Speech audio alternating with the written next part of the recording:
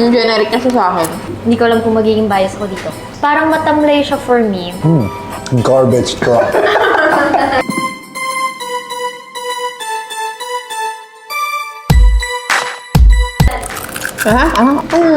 Hindi ko alam kung magiging bias ko dito. Lumpia. Quiet. Everywhere I go, may lumpiang occasion. Pinaka-classic kasi ito yan. Oh, lumpia is good.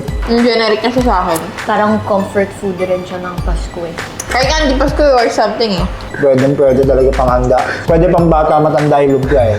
Fruit salad. Fruit salad. Fruit salad. Fruit salad. Fruit salad na. Fruit salad.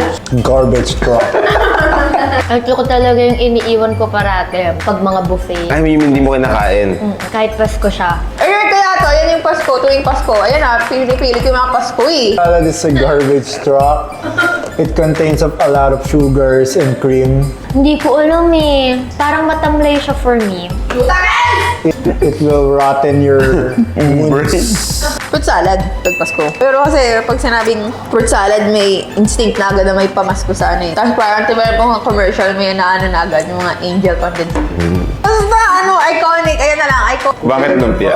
Nagbe-burst yung mga flavors. Wow. Lalo yung mga... Lumpia. Pwede siya kahit anong age. Actually, pwede rin naman kahit na anong age yung ano. Salad, it's just a garbage truck for me. Ew, ekis.